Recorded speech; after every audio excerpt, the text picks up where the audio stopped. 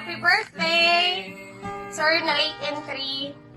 Akong birthday verse ni Mapay na adala sa Isaiah 41:10. Fear not, for I am with you. Be not dismayed, for I am your God. I will strengthen you.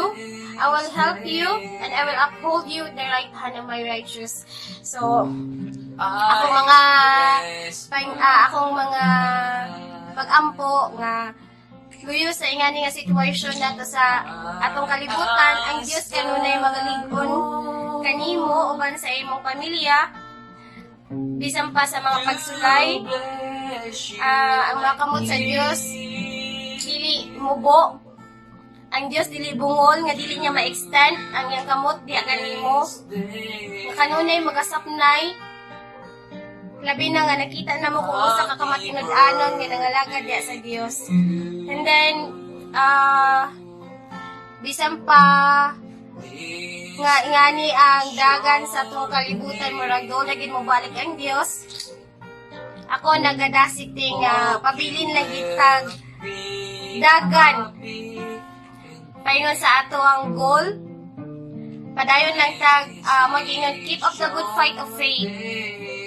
Bisan unsa man ang mga panghitabo, magpabilin ta nga da lamang gyud sa Dios, the author and the finisher of our faith, the Alpha and Omega, the first and the last. Diha lang gyud ang atong tanan pagtuo, pagsalig tungod kay ang Dios mo'y tinugdan ng tanan. Happy birthday, and we missed you. Hopefully, makabisita, makapagbanding, makapag-renew the next year. Uba sa tabang o grasya sa Diyos. Happy birthday, Te!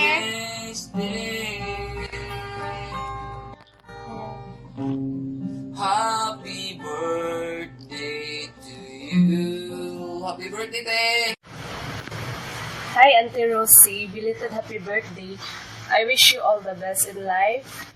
Good health and long life. Padayon sa imong pagka-abtik ug madasigon diha sa buluhaton sa Ginoo. And the Lord will enlarge your territory. According to His promise, your labor is not in vain. Happy birthday, Auntie, and God bless. Bye. It is good to remember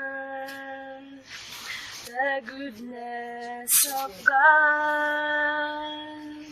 It is good to remember the goodness of God. He saves my soul and heals my broken body. He came to die just to set me free. It is good to remember the goodness of God. Happy birthday, Auntie. Just remember how God is good.